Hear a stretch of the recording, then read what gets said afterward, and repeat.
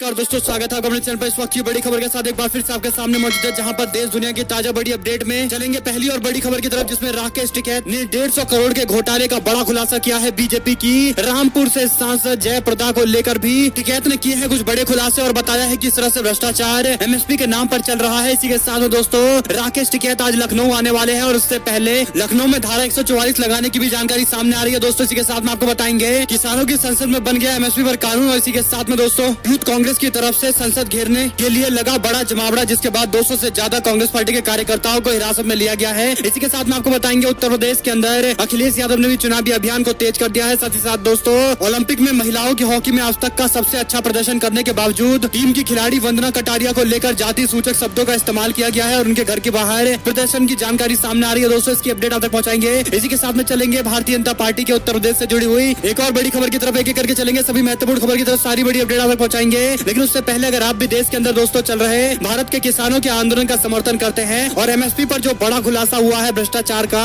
इस पर जांच की मांग करते हैं, तो इस वीडियो को लाइक करके लाल बटन दबाकर चैनल को सब्सक्राइब करके घंटी को दबाकर दोस्तों कमेंट बॉक्स में जय जवान जय किसान, किसान एकता जिंदाबाद जरूर लिखेगा। साथ ही साथ अगर आप भी मानते हैं कि एमएसपी को लेकर ये जो बड़ा खुलासा हुआ है, इसके बाद एमएसपी पर कानून बनाना बहुत जरूरी है और किसानों की मांग को पूरा करना सबसे ज्यादा जरूरी है। इसी के साथ में चलते हैं दोस्तों पहली और बड़ी अपडेट की तरफ, जहाँ पर आपको बता दें कि भारतीय किसान यूनियन के नेता राष्ट्रीय प्रवक्ता राकेश टिकैत ने आरोप लगाया है कि प्रदेश में एमएसपी पर गेहूं और धान की खरीद में बड़ा घोटाला हुआ है। रामपुर में बीजेपी की नेत्री जयाप्रदा के नर्सिंग कॉलेज की जमीन को खेती दिखाकर एक किसान के नाम पर गेहूं बेचना दर्शाया गया है। उन्होंने दावा किया है कि प्रदेश में ऐसे करीब 5 लाख फर्जी किसान हैं जिनके नाम पर एमएसपी पर गेहूं धान खरीदी की जा रही है, जबकि वास्तविकता में इन किसानों की बताई गई जमीन पर सड़कें बनी है या फिर बिल्डिंग बनी हुई है। टिकैत ने फर्जी किसानों के द्वारा एमएसपी पर अनाज बेचने के 1.5 अरब रुपए के घोटाले का दावा किया है। इस मामले को लेकर राकेश टिकैत ने सीबीआई जांच की मांग की है। प्रेस कॉन्फ्रेंस करते हुए गाजीपुर बॉर्डर स्थल पर राकेश टिकैत ने गुरुवार को प्रेस कॉन्फ्रेंस के माध्यम से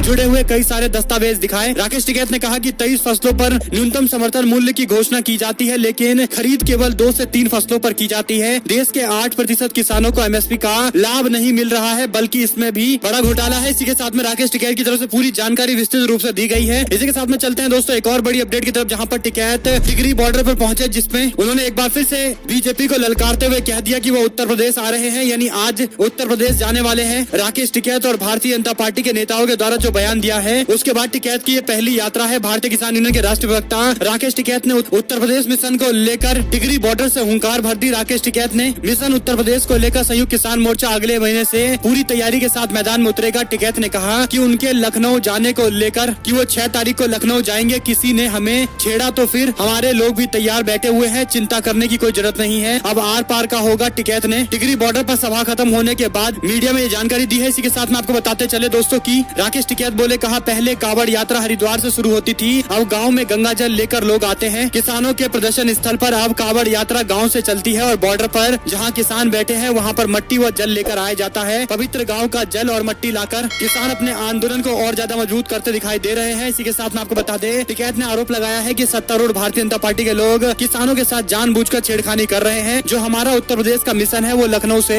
शुरू होगा। संयुक्त किसान मोर्चा की वहां पर 5 सितंबर को उत्तर प्रदेश में महापंचायत होगी, जिसमें बड़े फैसले लिए जाएंगे। इसी के साथ चलते दोस्तों एक और बड़ी अपडेट की तरफ, जहां पर टिकैत के दौरे के बीच राजधानी लखनऊ के अंदर धारा 144 लागू करने को लेकर जानकारी सामने आ रही है। 7 सितंबर तक के लिए 144 लागू कर दिया गया है। और इसी के साथ में आपको बताते चले कि क्या राकेश टिकैत के आने से पहले ये लगाया गया है या फिर इसके पीछे कोई और बड़ा कारण है। आप लोग को जो कुछ भी लगता है कमेंट बॉक्स में लिखिएगा जरूर। एक और अपडेट की माने तो टिकैत बोले, कहा मोदी योगी का तो बस थैला है, इसके अंदर जो अनाज है वो तो किसानों ने भरा है। दरअसल दोस्तों, प्रधानमंत्री ने उत्तर प्रदेश के उन सभी लोगों से बातचीत की जिनको प्रधानमंत्री गरीब कल्याण योजना के तहत अन्न दिया गया था, यानी चावल और गेहूं बांटे गए थे। दरअसल प्रधानमंत्री इस तरह से समारोह करके बीजेपी के लिए उत्तर प्रदेश में जमीन तैयार करने की कोशिश कर रहे हैं। लेकिन सवाल ये खड़ा होता है कि 5 किलो राशन और बढ़ा देने से क्या जनता बीजेपी को वोट दे देगी या फिर बेरोजगारी जैसे मुद्दे अहम होने वाले हैं। दोस्तों, इस पर आप लोग की जो भी प्रतिक्रिया हो कमेंट बॉक्स में लिखिएगा जरूर। आपको बता दें, प्रधानमंत्री गरीब कल्याण योजना के तहत लाभार्थियों से बातचीत करने के लिए उत्तर प्रदेश में कार्यक्रम आयोजित किया गया था और इस दौरान कई लोगों को बोरे में अन्न भी दिया गया, जिसको लेकर राकेश टिकैत ने तस्वीर शेयर करते हुए कहा कि ये जो बोरा दिया गया है, इस बोरे के ऊपर जो नाम लिखा है वो केवल मोदी और योगी का है, यानी ये बोरा मोदी योगी का है, लेकिन इसके अंदर जो अन्न पड़ा है, अनाज पड़ा है, वो किसानों ने दिया है। टिकैत की तरफ से ये तंज कसा गया है। इसी के साथ में आपको बताते चले दोस्तों कि एमएसपी की गारंटी को लेकर किसान संसद में पेश किया गया है विधेयक। संयुक्त किसान मोर्चा की तरफ से किसान संसद के 10वें दिन किसानों किसानों और सभी कृषि उपजों के लिए न्यूनतम समर्थन मूल्य की कानूनी गारंटी पर बहस हुई। सदस्यों ने एमएसपी से जुड़े तमाम पहलुओं पर चर्चा के बाद किसान संसद में एक विधेयक को पेश किया। इसमें लागत अनुमान में सुधार, एमएसपी फॉर्मूला,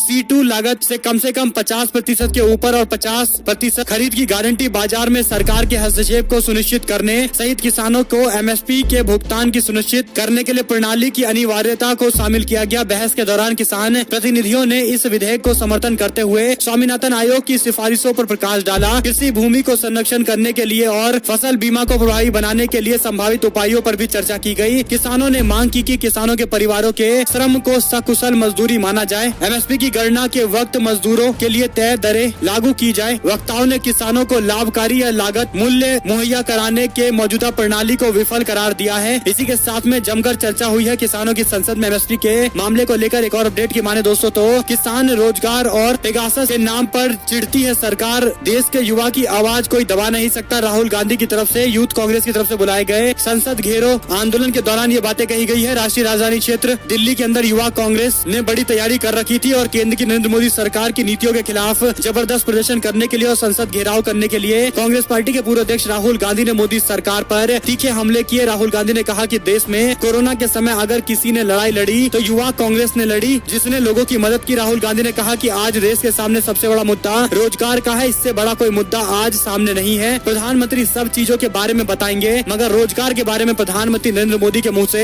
एक शब्द नहीं निकलेगा। उन्होंने वायदा किया था कि 2 करोड़ रोजगार देंगे हर साल, लेकिन 6 साल में 12 करोड़ लोगों को रोजगार मिलना चाहिए। क्या किसी को मिला? जिसके बाद यूथ कांग्रेस के कार्यकर्ताओं ने साफ तौर पर मना करते हुए नरेंद्र मोदी और भारतीय जनता पार्टी सरकार के खिलाफ जमकर नारेबाजी की है। इस दौरान आपको बता दें कि ओलंपिक में भारत की जीत सुनिश्चित करने वाले किसानों के बच्चों के इस योगदान के खातिर ही कम से कम नरेंद्र मोदी सरकार कृषि कानून को वापस ले ले। आपको बता दें कि ओलंपिक 2020 में भारत के लिए काफी ज्यादा अच्छी खबर हॉकी से आई है, जहां पर 41 साल के बाद जर्मनी को हराकर भारत ने ब्रॉन्ज मेडल जीता है। भारत की इस खास जीत को लेकर ट्विटर पर बधाइयों का तांता लगा रहा। इस क्रम में आम आदमी पार्टी के पंजाब के सांसद भगवत मान ने ट्वीट करते हुए भारतीय हॉकी टीम को बधाई दी। भगवत मान ने प्रधानमंत्री से अपील की कि प्रधानमंत्री जी, पुरुष हॉकी और महिला हॉकी दोनों में ओलंपिक खेलों में कमाल का प्रदर्शन किया है। हमारी टीम ने सभी गोल किसान मजदूरों के बेटे बेटियों ने स्कोर किए हैं। तीनों कृषि कानून को वापस लेकर उनको तोहफा दीजिए। भगवत मान की इस बात पर आप लोग का क्या कुछ कहना है दोस्तों, लिखिएगा जरूर। एक और अपडेट की माने तो साइकिल से निकले अखिलेश यादव तो पूरे लखनऊ की सड़कों पर छाया लाल रंग का पूरा सैलाब। एक तरह से अखिलेश यादव ने अपनी शक्ति का प्रदर्शन किया है और इस शक्ति प्रदर्शन में बिल्कुल भी कहीं कोई चूक देखने को नहीं मिली। यहाँ तक कि एक बड़े नेता के तौर पर जिस तरह की रैली होनी चाहिए उससे ज्यादा बड़ी रैली हो गई। साल 2014 में लोकसभा के चुनाव के बाद देश का मीडिया अपनी जिम्मेदारी और फर्ज पूरी तरह से भूलता दिखाई दे रहा है। यहाँ तक कि किसी पार्टी के लिए चाटुकारिता सबसे ज्यादा प्रमुख बन चुका है। नरेंद्र मोदी की जय जयकार करते हुए बिकाऊ मीडिया सरकार के खिलाफ मजबूत खड़े विपक्ष के दलों के द्वारा किए जा रहे इतने बड़े प्रदर्शन को दिखाने को तैयार नहीं है। विपक्षी दलों को बदनाम करने के लिए सबसे ये सवाल उठाया जाता है कि आखिर विपक्ष कहाँ है? अगर नरेंद्र मोदी और उनकी सरकार कुछ गलत कर रही है तो विपक्ष इसका विरोध क्यों नहीं करता? लेकिन दूसरी ओर जब विपक्षी पार्टियों की तरफ से महंगाई के मुद्दे को लेकर पूरे लखनऊ में जगह जगह समाजवादी पार्टी के कार्यकर्ताओं से पूरा का पूरा लखनऊ भरा हुआ दिखाई दिया। इसको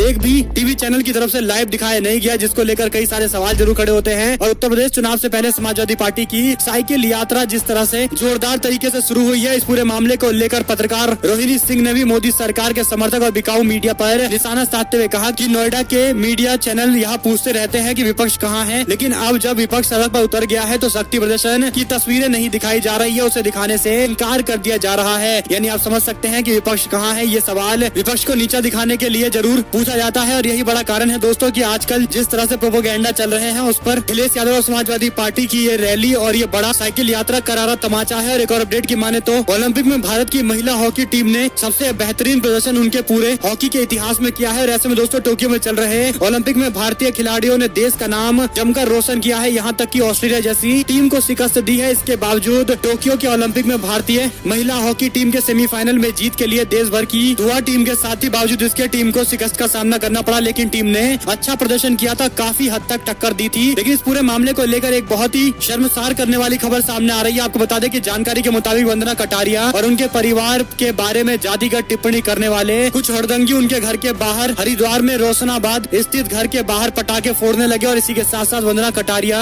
और उनके परिवार पर जातिगत टिप्पणी करने लगे। जानकारी के मुताबिक इन उपद्रवियों के द्वारा जातिगत टिप्पणी करते हुए कहा गया कि सारे दलित खिलाड़ियों की वजह से महिला हॉकी टीम को हार मिली है। इसके साथ ही भीम आर्मी के संस्थापक और युवा नेता नेता चंद्रशेखर ने उत्तराखंड सरकार को लेकर भी निशाना साधा। उन्होंने कहा कि देश की बेटी वंदना कटारिया ने ओलंपिक में वो करके दिखाया जो आज तक कभी किसी ने नहीं किया। उनकी हैट्रिक की वजह से भारतीय हॉकी टीम मेडल के सबसे करीब पहुंच गई है, लेकिन हरिद्वार में उनके घर पर जातिवादियों ने कपड़े उतारकर भारत की हार का जश्न मनाया और वंदना को जातिवादी गालियां दी। भारत की हार पर पटाखे फोड़ जश्न मनाने वाले देशद्रोहियों के खिलाफ उत्तराखंड सरकार राष्ट्रद्रोह और SC/ST एक्ट के तहत मुकदमा दायर करे। यानी कितनी शर्मनाक खबर ये दोस्तों है। इस पूरे मामले को लेकर आप लोग की जो कुछ भी राय हो कमेंट बॉक्स में लिखिएगा जरूर। आपको बता दें कि इस मामले में वंदना कटारिया के भाई शेखर ने मीडिया से बातचीत के दौरान बताया कि टोक्यो ओलंपिक में भारतीय महिला टीम की हार से वे सभी लोग दुखी हैं। इसके बावजूद इस तरह की चीजें न केवल भीषण राष्ट्रद्रोह है बल्कि संगीन धाराओं में मामला दर्ज करने योग्य है। और एक और अपडेट की माने तो भारतीय जनता पार्टी के विधायक ने बीजेपी के प्रदेश अध्यक्ष के सामने निकाला गुबार। बोले SO और SDM नहीं करते हैं सुनवाई। हमेशा से भारतीय जनता पार्टी के उत्तर प्रदेश के विधायकों की ये शिकायत रही है कि अफसर विधायकों की बात नहीं मानते हैं। लखनऊ के कमिश्नरी के बीजेपी के विधायक ने पार्टी के प्रदेश अध्यक्ष स्वतंत्र देव सिंह के समक्ष विधानसभा क्षेत्र के थाना अध्यक्ष और उप जिलाधिकारी सहित अन्य अफसरों की ओर से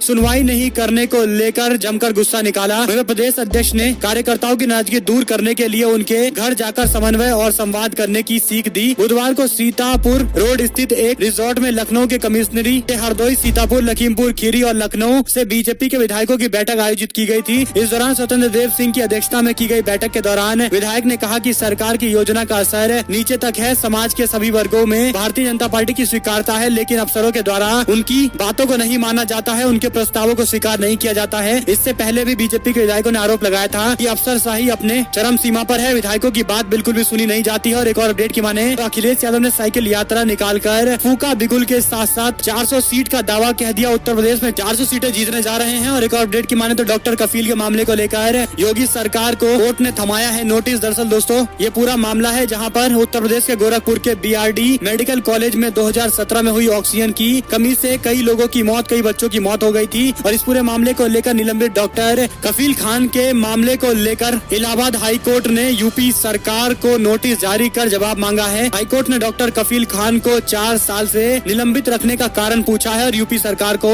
5 अगस्त तक अपना जवाब देने के लिए कहा है। कफील खान को 22 अगस्त 2017 से BRD कॉलेज में ऑक्सीजन की त्रासदी के बाद हुए अपने निलंबन को लेकर इलाहाबाद हाई कोर्ट में चुनौती उन्होंने दी है। और इसके अलावा उन्होंने प्रारंभिक जांच में क्लीन चिट मिलने के बावजूद अभी तक उनकी दोबारा से नियुक्ति नहीं होने को लेकर सवाल खड़े किए हैं। याचिका पर सुनवाई करते हुए न्यायाधीश यशवंत वर्मा ने सरकार से पूछा कि कफील खान को 4 साल से निलंबित क्यों रखा गया है, इनके खिलाफ जो आरोप लगे थे उनमें विभागीय कार्रवाई अब तक पूरी क्यों नहीं की गई। कोर्ट ने यूपी सरकार से 5 अगस्त तक जवाब दाखिल करने के लिए कहा है। वहीं पर आपको बता दें कि वैक्सीन को लेकर फूटा ममता सरकार का गुस्सा। ममता बनर्जी बोली, कहा केंद्र सरकार से भेजी नहीं जा रही है वैक्सीन तो मैं कहां से लगा दूं। आपको बता दें पश्चिम बंगाल के मुख्यमंत्री ने गुरुवार को प्रेस कॉन्फ्रेंस के माध्यम से केंद्र सरकार पर हमला बोला। उन्होंने केंद्र पर कोरोना वैक्सीन के वितरण में भेदभाव का आरोप लगाया। साथ ही साथ ममता बनर्जी से ये भी कह दिया कि दुर्गा पूजा के बाद बंगाल के सभी स्कूल खुलने के चांस है। केंद्र सरकार पर कोरोना वैक्सीन वितरण में भेदभाव का आरोप लगाते हुए ममता बनर्जी ने कहा कि गुजरात का साइज में छोटा है लेकिन उससे बंगाल से 2 गुना वैक्सीन मिली है। मुझे इससे परेशानी नहीं है कि बंगाल को कोरोना टीका नहीं मिला, ये मेरी चिंता है। गुजरात से मुझे कोई लेना देना नहीं है, लेकिन दुगना वैक्सीन दिया गया है। इस बात को बताने के लिए उन्होंने ये दावा किया है। इसी के साथ में ममता बनर्जी ने आगे दावा किया कि कर्नाटका की जनसंख्या 4 करोड़ है जबकि बंगाल की जनसंख्या 11 करोड़ है, लेकिन फिर भी बंगाल को कम टीके मिले हैं। ममता बनर्जी ने बोली, मैं प्रधानमंत्री से अपील करती हूँ कि राज्यों के बीच इस तरह का भेदभाव न करे, सभी राज्य को वैक्सीन मिलनी चाहिए। एक और अपडेट की माने तो अफगानिस्तान को लेकर अहम बैठक से भारत को दूर रखा गया है। रूस ने एक बैठक बुलाई है, इसमें अमेरिका, चीन, पाकिस्तान को बुलाया गया है लेकिन भारत को नहीं बुलाया गया है। और ऐसे में आप समझ सकते हैं कि नरेंद्र मोदी की विदेश नीति कैसी है दोस्तों। और नरेंद्र मोदी सरकार की विदेश नीति जिसको लेकर जो बड़े दावे किए जाते हैं उसकी क्या हकीकत है। इसी के साथ में जातिगत जनगणना के मसले को लेकर नीतीश कुमार ने जानकारी देते हुए कहा कि मैंने इस पूरे मामले को लेकर प्रधानमंत्री को चिट्ठी भेज दी है, मिलने का समय भी मांगा है। अगर उनकी तरफ से कोई जानकारी आएगी तो आपको अवश्य बताएंगे। मीडिया से बात करते हुए उन्होंने ये जानकारी दी है। इसी के साथ में दोस्तों बीते दिनों सीमा विवाद के चलते असम और मिजोरम के बीच में हुए हिंसक संघर्ष के बीच अब हालात सामान्य हो गए हैं। असम के मंत्री अशोक सिंघल ने गुरुवार को इस बारे में बयान जारी करते हुए कहा कि असम और मिजोरम के दोनों राज्यों के प्रतिनिधियों ने आपस में मुलाकात की है और इस पूरे मामले पर समाधान निकाल लिया गया है। और जल्द ही मिजोरम सरकार ने भी 6 पुलिस कर्मियों की मौत को लेकर शोक व्यक्त किया है और घायल को शीघ्र स्वस्थ होने की कामना भी की है। इसी के साथ में आपको बता दें यूथ कांग्रेस के प्रदर्शन में पहुंचे राहुल गांधी ने 2 करोड़ रोजगार का मुद्दा उठाया तो बीजेपी के नेताओं ने आकर इस पर पलटवार किया है। बीजेपी के नेता राहुल गांधी को लेकर देने लगे अजीबोगरीब बयान। इसी के साथ में दोस्तों उत्तर प्रदेश की मुख्यमंत्री पद पर प्रियंका गांधी को नियुक्त करने के मुद्दे के साथ चुनावी मैदान में उतर सकती है कांग्रेस पार्टी के राष्ट्रीय सचिव उत्तर प्रदेश की प्रभारी राजेश तिवारी ने दावा किया है कि प्रियंका गांधी को उत्तर प्रदेश में मुख्यमंत्री पद के लिए कांग्रेस पार्टी का चेहरा होने वाली है। जनता उन्हें मुख्यमंत्री के रूप में देखना चाहती है। उनके नेतृत्व में अगले साल विधानसभा चुनाव लड़ा जाएगा। हालांकि पार्टी की ओर से औपचारिक ऐलान नहीं किया गया है, लेकिन अगर ऐसा होता है तो उत्तर प्रदेश के अंदर 3 अलग अलग धाराएं देखने को मिल सकती है। यानी समाजवादी पार्टी, भारतीय जनता पार्टी के साथ साथ कांग्रेस पार्टी भी थोड़ी ज्यादा ताकत के साथ उतर सकती है। और ऐसे में दोस्तों, क्या प्रियंका गांधी को मुख्यमंत्री के पद पर उम्मीदवार बनाकर कांग्रेस पार्टी को उत्तर प्रदेश में चुनाव लड़ना चाहिए या फिर अखिलेश यादव के साथ